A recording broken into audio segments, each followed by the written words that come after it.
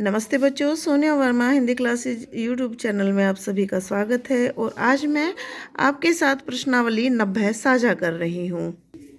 सिद्ध साहित्य से संबंधित यह प्रथम प्रश्नावली होगी और इसमें मैंने सिद्ध साहित्य से जुड़े हुए महत्वपूर्ण प्रश्नों को लिया है। तो चलिए वीडियो को आरंभ करते हैं।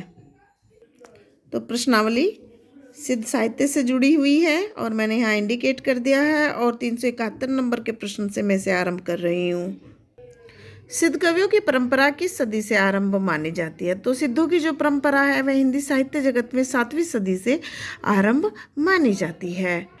372 नंबर के प्रश्न को देख रहे हैं। सबसे पहले सिद्ध कौन माने जाते हैं? तो सिद्ध सरापा सबसे पहले सिद्ध माने जाते हैं। डॉक्टर राहुल सांकृत्याय ने सिद्धों की संख्या कितनी मानी है? तो उन्होंने सिद्धों की संख्या 84 मानी है, जैसा कि कहावत में भी प्रसिद्ध है, 9 नाथ और 84 सिद्ध।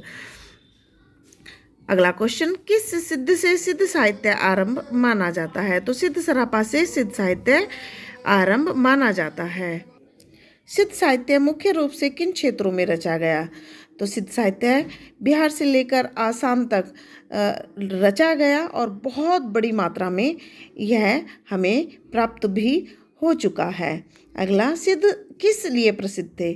तो सिद्ध जो है वह समाज में अपनी विभूतियों के लिए अत्यंत प्रसिद्ध थे। 377 नंबर के प्रश्न को देख रहे हैं।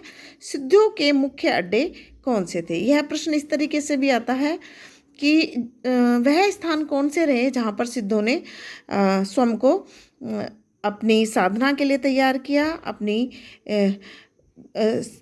सिद्धियों के लिए उन्हें स्थान मुहैया कराया। तो नालंदा और विक्रमशिला विद्यापीठ सिद्धों के मुख्य अड्डे थे, जहाँ रहकर उन्होंने अपनी सिद्धियों को प्राप्त किया। सिद्धों में सबसे ऊंचा स्थान किस सिद्ध का माना जाता है? तो सिद्ध लोईपा का स्थान सिद्धों में सर्वोच्च माना जाता है। सिद्धों की प्रतीकात्मक भाषा को क्या कहा जाता है? तो सिद्धों की प्रतीकात्मक भाषा को संध्या भाषा कहा जाता है। यह प्रश्न महत्वपूर्ण है और मैंने इसे अंकित कर दिया है। भाषा को संध्या भाषा नाम किसने दिया है? तो मुनि अद्वैव्रत तथा मुनि दत्त ने इस भाषा को संध्या भाषा नाम दिया है। संध्या भाषा और किस नाम से प्रसिद्ध है? तो हिंदी साहित्य जगत में संध्या भाषा संध्या चरण या संध्या संकेत के नाम से भी प्रसिद्ध है और ऐसा माना जाता है कि इस भाषा को यह नाम इसलिए दिया गया कि इसकी जो बनावट है वह दिन और रात के मिलने के समय की जो अवस्था होती है उस पर आधारित है। अगला क्वेश्चन महत्वपूर्ण, सिद्धों की रचनाओं का संग्रह सर्वप्रथम किसने किया? बहुत बार ये प्रश्न टीजीटी में पूछा जा चुका है। तो सिद्धों की रचनाओं का सर्वप्रथम संग्रह महाउपाध्याय पंडित हरिप्रसाद शास्त्री जी ने किया था। पंडित हरिप्रसाद शास्त्री ने किस नाम से सिद्धों की रचनाओं का संग्रह किया? तो उन्होंने बोध गानाओं दोहा के नाम से सिद्धों की रचनाओं का संग्रह किया था।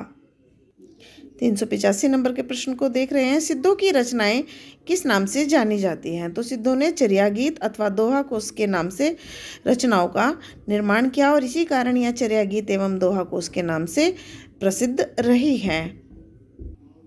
चर्या गीत कैसे पदों में प्राप्त होती है? तो यह गे पदों में प्राप्त होती है। सिद्धों की अधिकांश रचनाएं कैसी हैं? तो वह रहस्यवादी हैं। सिद्धों की भाषा में किन भाषाओं का मिश्रित रूप मिलता है? तो इस भाषा में हिंदी तथा अपभ्रंश का मिश्रण मिला हुआ है, इसी कारण यह संध्या भाषा भी कहलाती है। अगला प्रश्न महत्वपूर्ण प्रश्न, सिद्ध सरपा और किन नामों से प्रसिद्ध हैं? तो सरपा को सरोज व्रज, राहुल भद्र तथा सरहापाद के नाम से भी हिंदी साहित्य जगत में जाना जाता है। इस प्रश्नावली का अंतिम प्रश्न, दोहा कोश किस सिद्ध की प्रसिद्ध रचना है? तो सिद्ध सरपा की यह प्रसिद्ध रचना है।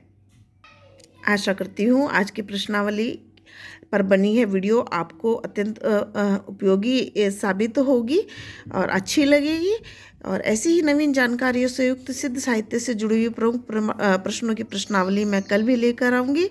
तो चलिए कल मिलते हैं नवीन प्रश्नावली में। यदि वीडियो पसंद आए तो वीडियो को लाइक कीजिए, चैनल को सब्सक्राइब जरूर कीजिए। नमस्ते, धन्यवाद।